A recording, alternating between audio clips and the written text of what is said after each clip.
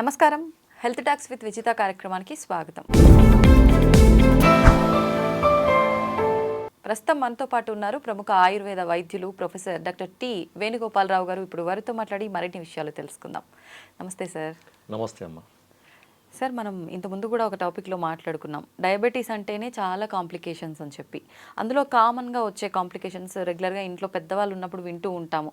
కాళ్ళలో మంటలు వస్తున్నాయని చెప్పి, వేడి ఏదో మంటల పక్కనే కాలు పెట్టినంతగా ఎక్కువగా మంటలు ఉన్నాయని చెప్పి, బాగా తిమ్మిర్లు ఎక్కుతున్నాయని చెప్పి, ఇలా రకరకాల రీజన్స్ చెప్తుంటారు. వినే వాళ్ళకి మనకు అనిపిస్తుంటుంది ఇది కామన్గా అందరిలో ఉంటాయి కదా, వీళ్ళలో ప్రత్యేకించి ఏమున్నాయని. కానీ వాళ్ళు ఎంత సఫర్ అవుతున్నారో దానివల్ల వాళ్ళకే అర్థమవుతుంది పాపం.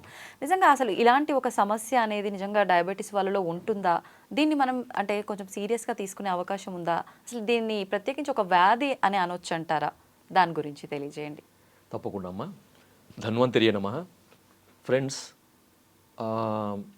డయాబెటిక్ పేషెంట్స్లో మీరు ఇంతకుముందు అన్న విధంగా ఏంటంటే రకరకాల కాంప్లికేషన్స్, కొన్ని సింపుల్ కాంప్లికేషన్స్ ఉండొచ్చు, కొన్ని క్రానిక్ కాంప్లికేషన్స్ ఉండొచ్చు, కొన్ని క్రానిక్ సీరియస్ కాంప్లికేషన్స్, ఓకే, దీర్ఘకాలంగా ఉండి సీరియస్గా ఉండే కాంప్లికేషన్స్ ఉంటాయి. దాంట్లో ఇప్పుడు మీరు చెప్పిన లక్షణాలకు సరిపోయే ఒక కండిషన్ని డయాబెటిక్ పెరిఫెరల్ న్యూరోపతి అని అంటారు అనమాట.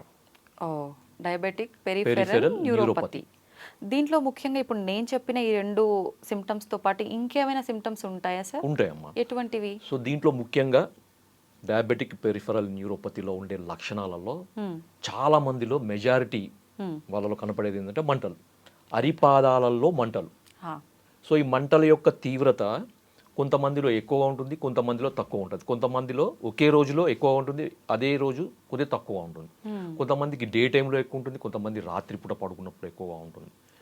ఓకే, కొంతమందికి ఈ మంటలతో పాటు తిమ్మిర్లు కూడా ఉంటాయి. ఓకే, ఈ తిమ్మిర్లతో పాటు మొద్దుబారినట్టు, స్పర్శ లేనట్టు కూడా ఉంటుంది కొంతమందికి. ఇంకొకటి, ఇంకా కొంతమందిలో ఇది అడ్వాన్స్ అయిన కొద్దీ, అంటే ఈ వ్యాధి తీవ్రత మనకు పెరిగిన కొద్దీ ఏమవుతుందంటే ఆ కాళ్ళలో బలం తగ్గుతుంది అనమాట. సో కాళ్ళలో పట్టు తగ్గుతుంది. నడుస్తుంటే మనకి తూలినట్టు ఉండడము, కాళ్ళకి పట్టు తప్పినట్టు, బలంగా అడుగు వేయలేకపోవడము. కొంతమందికి చెప్పులు అంటే ఫుట్వేర్, నార్మల్ చెప్పులు అడుగు వేసినప్పుడు అయితే జారుతుంటాయి అనమాట. కాళ్ళ నుంచి జారుతాయి వాళ్ళకి తెలియకుండానే. సో ఎంత వాళ్ళు ప్రయత్నం చేసినా కానీ వాళ్ళకి గ్రిప్ రాదనమాట. దీన్ని గ్రిప్ లాస్ అంటారు. సో ఇది కూడా ఒకటి ఉంటుంది. కొంతమందికి కాళ్ళలో బలం ఉండదు అనమాట. అంటే కొంచెం ఒక 10 అడుగులు వేసిన తర్వాత ఇంకా కూర్చోవాల్సి వస్తుంది. వీటికి అదనంగా ఇంకా కొంతమందిలో కాళ్ళలో లేకపోతే అరిపాదాలలో, కొంతమందికి వేళ్లలో నొప్పులు మొదలవుతాయి, పెయిన్స్ కూడా ఉంటాయి అన్నమాట. సో ఇవన్నీ కూడా డయాబెటిక్ పెరిఫెరల్ న్యూరోపతికి సంబంధించిన లక్షణాలు అన్నమాట. ఇప్పుడు ఈ లక్షణాలు ఎవరైనా ఉన్న వాళ్ళు గుర్తించి దీనికి ఏదైనా చిట్కాలు కానీ అలాంటివి ఏమైనా ఇంట్లోవి ఫాలో అవ్వచ్చా? ఈ సమస్యల్ని ఇలాగే మనం కనుక డిలే చేస్తే ఇంకా తీవ్రంగా అయ్యే అవకాశం ఉంటుంది? తప్పకుండా అమ్మా. సో దీంట్లో జరిగేది ఏంటంటే న్యూరోపతిలో మనకి అంటే ఇది ఇప్పుడు చాలా మంది ఏంటంటే ఇప్పుడు వీడియో చూసే వాళ్ళకి ఎక్కువ ఇంట్రెస్ట్ ఏది ఉందంటే సార్ ఈ ప్రాబ్లం చెప్పారు, దీనికి రెమెడీ ఏం చెప్తారని చూస్తారు. అవును సార్. కానీ దయచేసి నేను చెప్పేది వినండి, పూర్తిగా వినండి మీరు. ఇది కొద్దిగా ఎక్కువ టైం తీసుకున్నా కానీ మొదటి నుంచి లాస్ట్ వరకు చూడండి. అది మీ ఇంట్లో ఉండే వాళ్ళకో, మీకో, లేకపోతే మీకు తెలిసిన వాళ్ళకో, ఎవరికొకరికి తప్పకుండా ఉపయోగపడే వీడియో ఇది. ఓకే, ఓపికగా చూడండి, జాగ్రత్తగా చూడండి. చాలా మంది ఏంటంటే సోది చెప్తున్నారు, ఇవన్నీ కామెంట్స్ మనం చూస్తున్నాం. కానీ ఇది మనకు ఒక సైంటిఫిక్ గా చెప్పాలనే ఉద్దేశంతో చేస్తున్న వీడియో. మీరు ఓపికగా వినండి మీరు. సో దీంట్లో జరిగేది ఏంటంటే డయాబెటిక్ పెరిఫెరల్ న్యూరోపతిలో రెండు జరుగుతాయి మనకి. ఒకటి నరాలకు సంబంధించిన డ్యామేజ్, రెండవది రక్తనాళాలకు సంబంధించిన డ్యామేజ్. రక్తనాళాలకు సంబంధించిన డ్యామేజ్ని వాస్కులోపతి అంటారు. నరాలు డ్యామేజ్ అయితే దాన్ని న్యూరోపతి అంటారు. సో ఈ న్యూరోపతి అంటే నరాలు డ్యామేజ్ కావడము. అంటే మనకి అరిపాదాల్లో మనకి ఉండే ఈ బ్లడ్ నర్వ్స్ అనేవి డ్యామేజ్ అవుతాయి. ఎందుకు అంటే నరాల వ్యవస్థకు కూడా మనకి ఏ విధంగానైతే ప్రతి కణానికి నరాల యొక్క అవసరం ఉంటుందో, నర్వ్ స్టిమ్యులేషన్ అవసరం ఉంటుందో, అదేవిధంగా ఆ నరాలకు కూడా రక్త సరఫరా అవసరం. ఎందుకంటే న్యూట్రిషన్ అనేది వచ్చేదే రక్తం నుంచి. సో రక్తం నుంచి వచ్చే న్యూట్రిషన్స్ వల్లనే మనకి మన ఈ నరాలు అనేవి ఆరోగ్యంగా ఉంటాయి. ఈ డయాబెటిక్ న్యూరోపతిలో జరిగేది ఏంటంటే రక్తంలో కంట్రోల్ లేని షుగర్ వల్ల, sugar control, chronic uncontrolled diabetes. Okay. Okay, మనకి నార్మల్ లెవెల్స్ లేకుండా అబ్నార్మల్ లెవెల్స్లో చాలా దీర్ఘకాలంగా మనకి షుగర్ లెవెల్స్ పెరిగి అలాగే ఉంటూ పోతుంటే ఏమవుతుందంటే ఈ సన్నటి వెంట్రుక మందం ఉండే ఈ రక్తనాళాలు మనకి ఎక్కడైతే మనకి ఈ నరాలకి సప్లై చేస్తున్నాయో, సో ఆ రక్తనాళాల యొక్క గోడలు మందం ఎక్కుతాయి అన్నమాట. ఓకే, సో దీన్ని ఎండోథీలియల్ హైపర్ప్లేషియా అంటారు దీన్ని. సో దానివల్ల ఆక్సిజన్ డెప్లిషన్ అంటే రక్త నాళాలు డ్యామేజ్ లేకపోతే అవి కుంచుకుపోతే గట్టిగా ఉన్నప్పుడు ఏమవుతున్నాయంటే దాని నుంచి పోయే బ్లడ్ అనేది సరిగా పోదు. సరిగా పోనప్పుడు ఏమవుతుంది, నర్వ్స్కి అందాల్సిన విధంగా న్యూట్రిషన్ అందదు, ఆక్సిజన్ అందదు. అవును అవును, దీన్ని హైపోక్సియా అంటారు. సో క్రానిక్గా ఈ హైపోక్సియా ఉండడం వల్ల ఏమవుతుందంటే ఈ నరాలు అనేవి డ్యామేజ్ అవుతాయి. ఓకే, దీన్ని న్యూరోపతి అంటారు. సో న్యూరోపతిలో కూడా మనకి sensory neuropathy, motor neuropathy, autonomous neuropathy అంటారు. చెప్తాను. సో సెన్సరీ న్యూరోపతి అంటే స్పర్శకు సంబంధించిన నరాలు దెబ్బతినడం. ఓకే. మోటార్ న్యూరోపతి అంటే కదలికలకు సంబంధించిన నరాలు దెబ్బతినడం. ఆటోనమస్ నర్వస్ సిస్టమ్ అంటే మనకి ఈ హార్ట్ రేటు, తర్వాత హార్ట్ని కంట్రోల్ చేసేది, లంగ్స్ని కంట్రోల్ చేసేది, రెస్పిరేషన్ని కంట్రోల్ చేసేది, ఈ పేగులను కదలికలు చేసేది ఈ ఆటోనమస్ నర్వస్ సిస్టమ్ అంటారు. అంటే మనకు సంబంధం లేకుండానే పనిచేసే నరాల వ్యవస్థ. ఆటోనమస్ నర్వస్ సిస్టమ్ కూడా కొంతమందిలో ఈ న్యూరోపతికి గురవుతుంది అన్నమాట. అంటే ఇది దీర్ఘకాలికంగా దీర్ఘకాలం ఒక 10-15 ఏళ్ళు డయాబెటీస్ కంట్రోల్ లేకుండా ఉండే వాళ్ళలో. Okay okay. సో ఎన్ని మందులు వాడినా కంట్రోల్లో ఉండదు. కొంతమందికి ఎట్లా ఉంటారంటే పర్వాలేదు మందులు వేసుకుంటున్నాం కదా, ఇది పడితే తినొచ్చు, ఏ ప్రాబ్లం అవ్వట్లేదు, పెరిగినా అలా ఉన్నా కూడా అనుకుంటారు. స్టార్టింగ్ స్టేజ్లో మనకి దీని యొక్క లక్షణాలు కనబడడం వెంబడే మనకి ట్రీట్మెంట్ తీసుకోవాలన్నమాట. ఓకే. సో ఆయుర్వేదంలో మనకి ఒక అబ్జర్వేషన్ ప్రకారం ఏంటంటే పిత్త ప్రకృతి అంటే మనకి ప్రకృతులు చెప్పారు, వాత ప్రకృతి, పిత్త ప్రకృతి, కఫ ప్రకృతి, ద్వంద్వజ ప్రకృతులు అని ఆయుర్వేదం. ప్రకృతులు అంటే కాన్స్టిట్యూషన్ అంటే శరీర తత్వాలు అనమాట. సో వేడి శరీరము, చల్వ శరీరము, కఫ శరీరము ఇట్లా చెప్తారు కదా. సో వాళ్ళలో వేడి శరీరము పిత్త తత్వం అంటారు దాన్ని. వాళ్ళలో ఈ న్యూరోపతి సిమ్టమ్స్ ఎక్కువగా కనపడతాయి వేరే శరీర తత్వాలతో పోలిస్తే. వేడి శరీరం వల్ల ఇవి ఎక్కువగా వస్తాయి. ఎందుకంటే ఇది రక్తానికి సంబంధించింది, పిత్తానికి రెండు కూడా రిలేషన్ ఉంటుంది కాబట్టి. సో మంటలకు సంబంధించింది కూడా పిత్తానికి సంబంధించింది, వేడికి సంబంధించింది.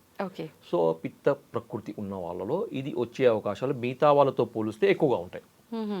సో ఇది ఒక కారణం ఉంటుంది. సో తర్వాత ఇది ఆయుర్వేదంలో ఈ లక్షణాలని మనకి కరపాద దాహము, తర్వాత పిపీలికామివ సంచారం అంటారు. అంటే మనకి ఈ కొన్నిసార్లు ఏమవుతుందంటే అరిపాదాలలో చీమలు పాకినట్టు, క్రాలింగ్ సెన్సేషన్ అంటారు దీన్ని. ఓకే, అది కూడా నరాలు డ్యామేజ్ కావడం కూడా ఒక సిమ్టమ్ అనమాట, క్రాలింగ్ సెన్సేషన్. ఇవన్నీ చెప్తారు. తర్వాత సుప్తత, దాహము, సుప్తత, వేదన, పిపీలిక, సంచారం ఇవ, ఈ 4 కూడా మనకి ఈ ప్రమేహ వ్యాధిలో మనకి వచ్చే అవకాశం ఉంటుందని ఆయుర్వేదంలో కూడా చెప్పారనమాట.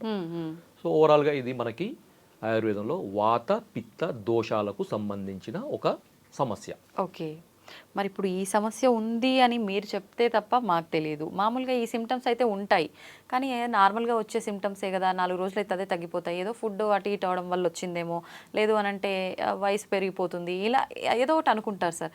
నిజంగా ఒక సమస్య ఇది కనిపించింది నాలో సిమ్టమ్ అని అంటే నేను వెంటనే డాక్టర్ని సంప్రదించాలా, లేదు అంటే మామూలుగా ఆయుర్వేదిక్ అంటేనే మూలికలు లేదంటే ఇంటి చిట్కాలు ఇలాంటివి అంటుంటారు, అవేమన్నా ఫాలో అయితే సరిపోతుందంటారా? దీంట్లో ముఖ్యంగా అంటే నా అడ్వైస్ ఏంటంటే అమ్మా, ఇది ఒక గంభీరమైన సమస్య, ఒక సీరియస్ ప్రాబ్లం. ఇది ఎందుకు సీరియస్ అంటున్నా అంటే ఈ సమస్యను సరైన సమయంలో సరిగా దాన్ని కంట్రోల్ చేయలేకపోతే ఫ్యూచర్లో మనకేమవుతుందంటే మొద్దుబారిపోయి స్పర్శ జ్ఞానం కూడా పోతుందని చెప్పాను కదా. సో ఈ స్పర్శ జ్ఞానం పోయినప్పుడు ఏంటంటే ఆ పేషెంట్స్ నడుస్తున్నప్పుడు ఏదైనా కుచ్చుకున్నా కానీ, లేకపోతే ఏదైనా రాయి తగిలినా కానీ, ముళ్ళు గుచ్చుకున్నా కానీ, ఏదైనా రాయి తగిలినా కానీ వాళ్ళకి తెలియదు అనమాట. సో తెలియదు. సో అక్కడ పుండు అవుతుంది. సో ఆ డయాబెటిక్ పేషెంట్స్లో పుండు అవడం అనేది చాలా సీరియస్ కండిషన్. సో అది మానకుండా పోతుంది. ఎందుకంటే వాస్కులోపతి అంటే మనకి రక్త సరఫరా తగ్గుతుంది, నరాలు 2 తగ్గుతాయి, నరాల బలం కూడా 2 కూడా తగ్గిపోతాయి. సో అందువల్ల ఇది పుండు మానకుండా అయిపోయి గ్యాంగ్రీన్ ఫామ్ అయ్యి, ఆ గ్యాంగ్రీన్ కూడా తగ్గని పరిస్థితుల్లో ఆ వేలో ఆ భాగము తీసేయాల్సిన పరిస్థితి, సర్జరీ, యాంపుటేషన్ అంటారు. చాలా మంది డయాబెటీస్ వాళ్ళలో ఆ పార్ట్ కట్ చేశారు అని చెప్పి ఇలాంటివి ఎక్కువగా వింటూ సో ఉంటాం. ఇలాంటి సమస్య ఈ డయాబెటిక్ న్యూరోపతిలో ఈ యాంపుటేషన్ అనేది మనకి డయాబెటిక్ గ్యాంగ్రీన్ అనేది ఒక కాంప్లికేషన్ అనమాట. సో అందుకని ఏంటంటే ఇది ఎప్పుడైతే మీకు ఈ సమస్య ఉంది, ఇప్పుడు నేను చెప్పిన లక్షణాలు కనబడుతున్నాయో, మళ్ళీ చెప్తాను, గుర్తుపెట్టుకోండి అందరు కూడా. ఒకటి కాళ్ళ మంటలు, రెండవది సూదులతోని కూర్చున్నట్లు ఉండడము, లేకపోతే తిమ్మిరిలాగా ఉండడం, స్పర్శ జ్ఞానం తగ్గడము, తర్వాత మనకి చీమలు బారినట్టు అనిపించడం, జల్ జల్ జల్ జల్ అనిపిస్తుంటాయి కొంతమందికి. కొంతమందికి ఏంటంటే నడుస్తుంటే ఇబ్బంది, అంటే నడక సరిగా పడదు, గ్రిప్ లాస్, మనకు ఏదైనా చెప్పులు వేసుకుంటే జారుతుంటుంది. సో ఇలాంటి లక్షణాలు. కొంతమందికి కొంత దూరం నడవంగానే పాదాలలో నొప్పి మొదలవుతుంది అనమాట. సో ఎందుకంటే ఈ నరాల డ్యామేజ్ వల్ల ఏమవుతుందంటే అక్కడ ఉండే కండరాలు కూడా మనకి అట్రోఫీ అవుతాయి అనమాట, అంటే వాటిలో స్ట్రెంత్ తగ్గిపోతుంది. Okay okay. సో దాదాపు ఒక 7-8 లక్షణాలు ఉన్నాయి. సో ఇవన్నీ కనబడ్డప్పుడు, వీటిలో కొన్ని కనబడ్డా, ఒకటి కనబడ్డా, ఓకే, ఎంబడే మీరు జాగ్రత్తగా ఉండాలి. సో ఎలాంటి జాగ్రత్తలు అంటే, మొట్టమొదటిది మీరు దీని గురించి చిట్కా జోలికి పోకండి, నా సిన్సియర్ అడ్వైస్. ఎందుకంటే సీరియస్ ప్రాబ్లం ఇది. చిట్కాల జోలికి పోకండి. యూట్యూబ్లో రకరకాల వీడియోలు వస్తాయి, అవి కూడా ఫాలో కాకండి. మీరు ఫస్ట్ చేయాల్సింది ఏంటంటే డాక్టర్ని సంప్రదించడం. అలోపతి డాక్టర్లు ఇచ్చే మందులు ఒకవేళ మీకు నమ్మకం ఉంటే మీరు తీసుకోండి, నో ఇష్యూ.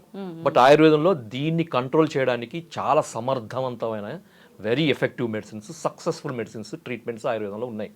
ఎంతకాలం వాడాల్సి ఉంటుంది సార్? ఆయుర్వేద మెడిసిన్ అనగానే కొన్ని మంత్స్ పాటు వాడాలి ఇది అని చెప్పి అంటూ ఉంటారు. ఈ మెడిసిన్ వెంటనే క్యూర్ అవ్వదు, చాలా ఆలస్యంగా పనిచేస్తుంది అంటారు. రకరకాల అపోహలు ఉంటాయి. నిజంగా ఇప్పుడు పర్టికులర్ మనం మాట్లాడుకున్న ఈ సమస్యలకి ఒక పేషెంట్ మీ దగ్గరికి వస్తే ఆ సమస్య సుమారుగా ఎన్ని నెలల్లో తగ్గే అవకాశం ఉంటుంది? ఇప్పుడు సిట్టింగ్స్ అంటుంటారు, ఒక మందు ఇన్ని నెలలు వాడాలి, అయిపోయిన తర్వాత మళ్ళీ గ్యాప్ ఇచ్చి ఇలా వాడాలి అని చెప్పి కోర్సెస్ లాగా, అలా ఏమైనా ఉంటుందంట? తప్పకుండా. ఇప్పుడు సమస్య యొక్క తీవ్రత బట్టి మందుల యొక్క డ్యూరేషన్, మందుల యొక్క డోసేజ్, ఇవన్నీ మారుతాయి అమ్మ. సో ఇవన్నీ కూడా వ్యక్తిగతంగా ఇండివిజువలైజ్డ్ ట్రీట్మెంట్స్. సో వేరే సిస్టమ్స్లో జనరలైజ్డ్ ట్రీట్మెంట్స్, జనరలైజ్డ్ మెడిసిన్స్ ఉంటాయి. ప్రతి ఒక్కరికి ఒకే రకమైన మందులు ఒకే సమస్యకి. ఆయుర్వేదంలో అలా ఉండదు, ప్రతి ఒక్కటి కూడా ఇండివిజువల్. ఆ పర్టిక్యులర్ పేషెంట్స్ యొక్క శరీర తత్వం ఏంది, వాళ్ళ వయసు ఏంది, వాళ్ళ ఆహారపు అలవాట్లు ఏంది, వాళ్ళ జీవన శైలి ఏంది, వాళ్ళకి ఈ సమస్య ఎంతకాలం నుంచి ఉంది అనే దాన్ని బట్టి మందులు మారుతాయి. మందులతో పాటు మందుల డ్యూరేషన్ కూడా మారుతాయి. ఉదాహరణకు నేను చెప్తాను. సో ఎగ్జాంపుల్, ఇలాంటి సమస్యకి వసంత కుసుమాకరం అనేది ఒక చాయిస్. చాలా ఉన్నాయి. అది ట్రీట్మెంట్ లో ఒక భాగం, మెడిసిన్ అన్నమాట. వసంత కుసుమాకరం అనేది herbo mineral medicine, gold preparation, స్వర్ణ భస్మంతో కలిసిన మెడిసిన్. పూర్వకాలంలో షుగర్ అంటే వసంత కుసుమాకరం. సో అట్లా ఇచ్చేవాళ్ళు.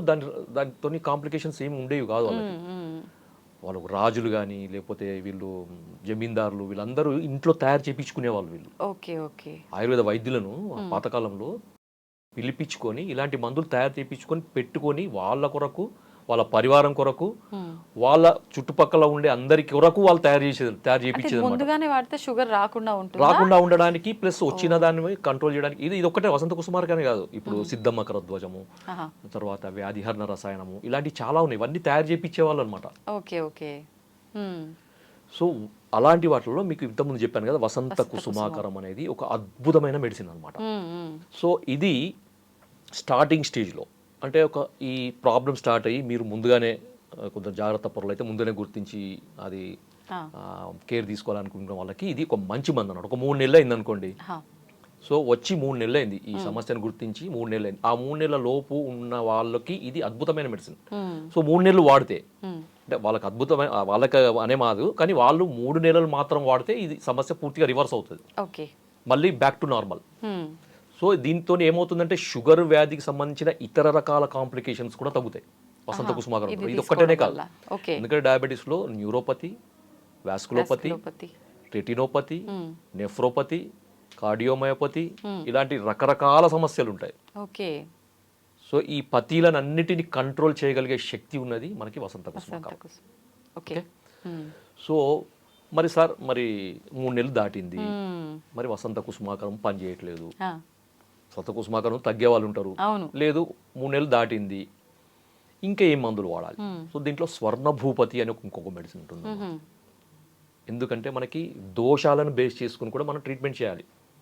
ఎందుకంటే నేను ముందు చెప్పాను కదా, ఈ సమస్య రావడానికి వాత దోషం, పిత్త దోషం రెండు కూడా కారణాలు. అంతే. సో ఈ రెండు కారణాలకి అనుగుణంగా ఉండే రసౌషధాలు అంటారు వీటిని, స్వర్ణకల్పాలు అంటారు వీటిని. ఓకే. ఓకే, దాంట్లో ఇంతకుముందు చెప్పిన వసంత కుసుమాగరము, దానికి అడిషనల్గా మీకు ఈ స్వర్ణ భూపతి అనేది చాలా అద్భుతమైన మెడిసిన్ అనమాట. ఇప్పుడు అది అడ్వాన్స్ అయిన తీసుకుంటూ ఇది తీసుకోవాలా లేదంటే అది అది దాని సపోర్ట్ తీసుకుంటూ మెయిన్ మెడిసిన్ స్వర్ణ భూపతి ఇచ్చుకుంటూ పోవాలన్నమాట. ఆహాహా. అది ఒక 3 నెలలు, ఓకే. 3 నెలలు కానీ 6 నెలలు కానీ వాడచ్చు, ఎటువంటి ఇబ్బంది ఉండదు. ఓకే, దీనికి ఇంకా ఇంకా కొన్ని రకాల మెడిసిన్స్ కూడా నేను చెప్తాను తర్వాత. బృహత్ వాత చింతామణి అని ఉంటుంది, ఎవరికైతే నొప్పులు ఎక్కువగా ఉంటాయి. ఓకే, తర్వాత వాళ్ళకి ఈ కాళ్ళలో బలం తగ్గుతుంది, అంటే అడుగు తీసి అడుగు వేసినప్పుడు తగ్గుతుంది. సో అలాంటి వాళ్ళకి ఇది మందు బాగా పనిచేస్తుంది. ఈ స్వర్ణభూపతి ఎవరికైతే స్పర్శ జ్ఞానం తక్కువ ఉంటుందో, అంటే మనకి సెన్సరీ న్యూరోపతి, యాక్సోనోపతి అంటారు. సో సెన్సరీ యాక్సోనోపతిలో ఇది బాగా పనిచేస్తుంది. ఓకే.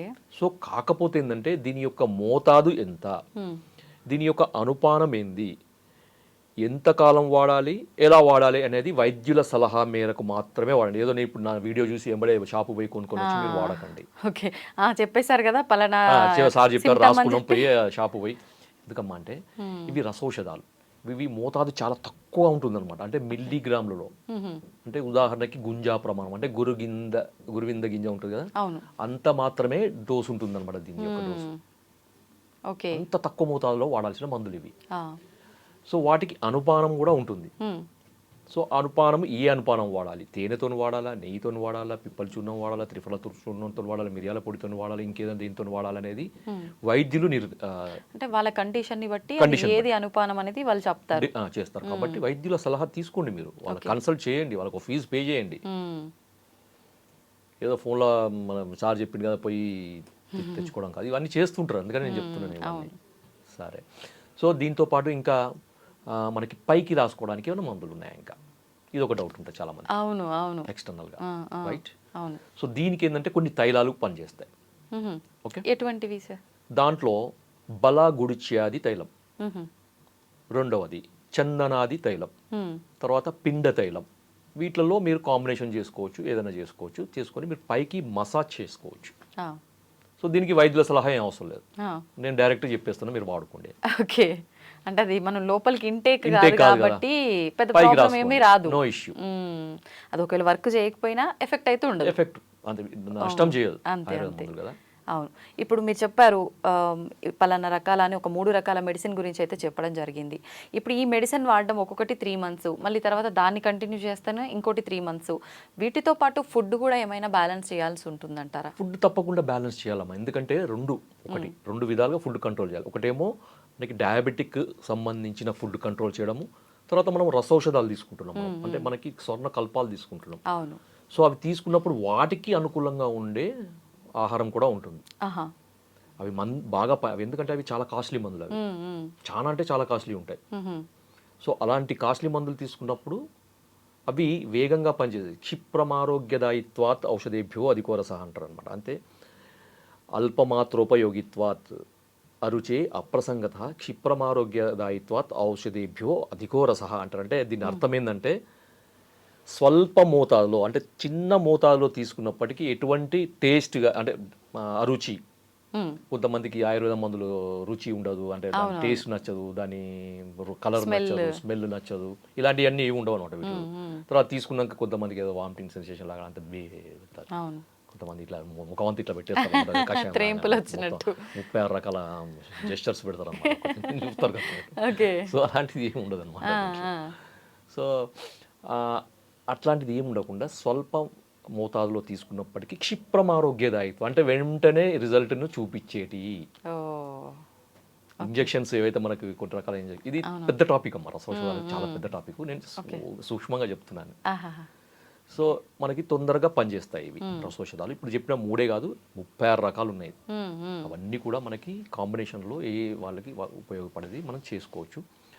ఇప్పుడు తైలము అనేది కొన్ని మనకు బయట ఎక్స్టర్నల్గా మనకి చేసుకోవచ్చు, దానివల్ల ఇబ్బంది ఏమీ లేదు. ఫుడ్ విషయంలో ఏంటంటే ఒకటి వాడేటప్పుడు వంకాయ ఒకటి, గోంగూర ఒకటి, చింతపండు ఒకటి, తర్వాత నిలువ పచ్చళ్ళు, ఇవి మానేయాలి. ఇవి ఈ 4 ఎందుకు మానేయమని చెప్తున్నానంటే ఉప్పు పని కాదు, ఇవి రక్తాన్ని ఇడగొడతాయి. ఆయుర్వేద సిద్ధాంతం ప్రకారం ఏంటంటే రక్తాన్ని చెడగొడతాయి. రక్తం చెడినప్పుడు రక్తనాళాలు చెడిపోతాయి, రక్తనాళాలు చెడిపోయినప్పుడు నర్వ్స్ చెడిపోతాయి, నర్వ్స్ చెడిపోయినప్పుడు టోటల్ డ్యామేజ్ డ్యామేజ్. ప్లస్ ఏంటంటే మనకి వీటికి వ్యతిరేకంగా ఉంటాయి అనమాట. మనం వాడే మందులకి వీటి యొక్క గుణాలు వ్యతిరేకంగా ఉంటాయి, కానీ ఆపోజిట్ డైరెక్షన్లో మనకి ఈ వ్యతిరేక గుణాలు ఉన్నప్పుడు మందు పని నలిఫై అవుతుంది అనమాట. ఓకే. సో ఇంత కాస్ట్లీ మందు కూడా పని చేయకుండా అవుతుంది, లేకపోతే తక్కువగా పనిచేస్తుంది. ఓకే. సో అందువల్ల మనకి ఈ చేయాలి. తర్వాత దీనికి సంబంధించింది ఇంకా ముఖ్యమైన చాలా ఇప్పుడు నేను చెప్పిన పార్ట్ ఒకటి, ఇదైతే ఎంత ముఖ్యం, దీనికంటే 2 రెట్ల ముఖ్యమైనది ఏంటంటే పంచకర్మ ట్రీట్మెంట్స్. ఎలా ఉంటుంది సార్ ఈ ట్రీట్మెంట్? పంచకర్మ ట్రీట్మెంట్స్లో మనకి వస్తికర్మ అనేది ఒకటి ఉంటుందమ్మా. వస్తికర్మ అంటే మీకు అర్థం కావడానికి చెప్తున్నాను, it's just like enema, but it's not enema. Procedure అనేది ఎనిమా లాగా ఉంటుంది తప్ప ఇది ఎనిమా కాదు. ఎందుకు అంటే మనము మలద్వారం నుంచి ఈ మెడిసిన్ని ఎక్కిచ్చే ప్రక్రియను వస్తికర్మ అంటారు. ఓకే. అది మనకి అపానస్థానం పొట్ట భాగంలో బొడ్డు కింది భాగం నుంచి అపానస్థానంకి చేరుతుంది అనమాట. సో ఏ విధంగా మనకు ఒక చెట్టు ఎండిపోయింది అనుకోండి, మనం నీళ్ళు ఎక్కడ పోస్తాం? కిందనే కదా, అంతే తప్ప పైన పోయాం కదా నీళ్ళు. సో అదే విధంగా నరాల వ్యవస్థకి మూలం ఇదనమాట మన అపానవాతం యొక్క అపానస్థానం యొక్క. దీన్నే ఇప్పుడంతా గట్ హెల్త్ అంటున్నారు కదా, మన ఆయుర్వేదంలో ఎప్పుడో చెప్పారనమాట గట్ హెల్త్ అనేది. సో ఇది బాగుంటే ఇది బాగుంటుంది, అంటే గట్ బ్రెయిన్ యాక్సిస్ అనేది రిస్టోర్ అవుతుంది ఇక్కడ ఇవ్వడం వల్ల మనకి. దీనివల్ల దీంట్లో మనకి పంచతిక్త, పంచప్రసృత, సగృత, క్షీరవస్తి అని ఒకటి ఉంటుందన్నమాట. సో దీంట్లో మెడికేటెడ్ మూలికలను, అంటే కొన్ని రకాల మూలికలను కషాయం చేసి, కషాయం కంటే కూడా దాన్ని క్షీరపాకం అంటారు అనమాట. అంటే పాలల్లో వాటిని నీళ్లు పోసి ఉడికిచ్చేసి దాన్ని ఒక పద్ధతి ఉంటుంది. దాంట్లో మనం ఈ ఘృతం కలుపుతాం, అంటే మంచి ఆవు నెయ్యి కలిపి ఇంకా కొన్ని రకాల మూలికలను కలిపి దాన్ని ఇప్పుడు ఎనిమా లాగా ఇస్తాం అనమాట. సో ఈ పద్ధతి కొంతకాలం ఇవ్వాలన్నమాట, తీవ్రతను బట్టి 15 రోజులు, 30 రోజులు, నెల 40 రోజులు అట్లా ఇవ్వాలన్నమాట. సో ఇవ్వడం కూడా ప్రతిరోజు కొంతమందికి 10 రోజులు గ్యాప్ ఇచ్చిన తర్వాత మళ్ళీ 10 రోజులు ఇచ్చి మళ్ళీ 10 రోజులు అట్లా చేసుకుంటూ పోవడం. అంటే 10 నుంచి ఒక 30 సిట్టింగ్స్ల వరకు పడతాయి అనమాట. ఎటువంటి వాళ్ళకు? ఎవరైనా తీసుకోవచ్చు. మొదటి డే 1 ప్రాబ్లం స్టార్ట్ అయినప్పటి నుంచి తీసుకోవచ్చు అనమాట. ఓకే. ఇది చాలా మంది పేషెంట్స్కి మేము చూస్తున్నాం అనమాట. చాలా అద్భుతమైన రిజల్ట్స్ ఉంటాయి. ఇప్పుడు 30 సిట్టింగ్స్ సుమారుగా అంటే ఎన్ని మంత్స్ పడుతుంది? అంటే ఇప్పుడు 10 రోజులు గ్యాప్ ఇచ్చినాం అనుకోండి, 30 అంటే ఒక 3 నెలలు పడుతుంది అట్లా. ఓకే. సో 10 రోజులు ఇవ్వాలి, 10 రోజులు గ్యాప్ ఇవ్వాలి, మళ్ళీ 10 రోజులు మళ్ళీ అట్లా 2 నెలలు 3 నెలలు, అది ఎంత క్యాలిక్యులేషన్ ఉంటుంది కదా. సో దాని ప్రకారం ఇచ్చేవాళ్ళు. కొంతమందికి ఎక్కువ పట్టవచ్చు. సో మధ్యలో కొంతమందికి ఏం చేస్తామంటే తైల వస్తి అని కూడా ఇస్తాం అనమాట. సో ఆయిల్ తోని కూడా ఇప్పుడు ఈ వస్తి కర్మ చేస్తాం అనమాట, కొన్ని రకాల మెడికేటెడ్ ఆయిల్స్. సో కషాయ వస్తితోని మనకు కొద్ది వరకు, తైల వస్తితోని కొద్ది వరకు, ఇవన్నీ ఒక సింక్రొనైజ్డ్ మేనర్లో పనిచేసి ఈ నర్వ్స్ అనేవి, చెడిపోయిన నర్వ్స్ అనేవి తిరిగి పుంజుకునే అవకాశం ఉంది. రక్త సరఫరా మళ్ళీ రిస్టోర్ అవుతుంది. రక్త సరఫరా రిస్టోర్ అయినప్పుడు నర్వ్ డ్యామేజ్ అనేది కూడా రిస్టోర్ అయ్యే అవకాశం ఉంటుంది, తప్పకుండా ఉంటుంది. మేము చూసాం చాలా మందికి. తర్వాత దీంట్లో ఏంటంటే ఇంకా కొంతమందిలో మనకి మా టీం తయారు చేసిన మెడిసిన్ ఒకటి, ఆయిల్ ఒకటి ఉంది, దాని పేరు మధుమేహ మిహిర తైలం అని. సో దీన్ని ఇంటర్నల్ గా తీసుకోవాలి, ఎక్స్టర్నల్ గా తీసుకోవాలి, వస్తికర్మ, ఈ 3 రకాలుగా వాడాలి. మధుమేహ మిహిర తైలం ఇది అద్భుతమైన మెడిసిన్ అనమాట ఇది. సో దీంట్లో మంటలు తగ్గడము, తర్వాత నొప్పి తగ్గడము, స్పర్శ జ్ఞానం రిస్టోర్ కావడం, సో ఇవన్నీ కూడా మనం పేషెంట్కి ఏ పేషెంట్కి అవసరం ఉందో వాళ్ళకి ప్రిస్క్రైబ్ చేస్తాం అనమాట. ఓకే. నిజంగా టాపిక్ మనకు లెంత్ ఎక్కువైనా కూడా టోటల్ ఇన్ఫర్మేషన్ అంతా కూడా ఈ టాపిక్లో మొత్తం కవర్ అయిందనే చెప్పాలి సార్. నిజంగా ఏదైనా సిమ్టమ్ కనిపించింది అని అంటే అమ్మో దీనికి ఇదవుతుందేమో, దానికి అదవుతుందేమో, ఈ టెన్షన్ అంతా ఉంటుంది, అదంతా కూడా క్లియర్ అయిపోతుంది వీడియో కనుక చూస్తే. క్లియర్ అవుతుంది వాళ్ళకి ఒక ధైర్యం. ఇప్పుడు చాలా మంది నాకు ఫోన్ చేస్తారమ్మా, సార్ మీరు చెప్పిన టాపిక్ చూసినాక మాకు ధైర్యం వచ్చిందని. చాలా డిప్రెషన్లో ఉండే, ఆ మందులు వాడి ఇంజెక్షన్ తీసుకొని మాకు విసుగు వచ్చింది, మీరు చెప్పిన తర్వాత మాకు ధైర్యం వచ్చింది. అవును. ట్రీట్మెంట్ పేషెంట్కి ట్రీట్మెంట్ ఎంత యూజ్ అవుతుందో, వాళ్ళని మోటివేట్ మాటల ద్వారా, ఈ విధంగా మాటలు వింటే కూడా చాలా వరకు వాళ్ళకు సినీ ఫీల్డ్ వాళ్ళు వచ్చి, పొలిటీషియన్స్ వచ్చి. Okay. Thank you sir, thank you very much. జై ఆయుర్వేద.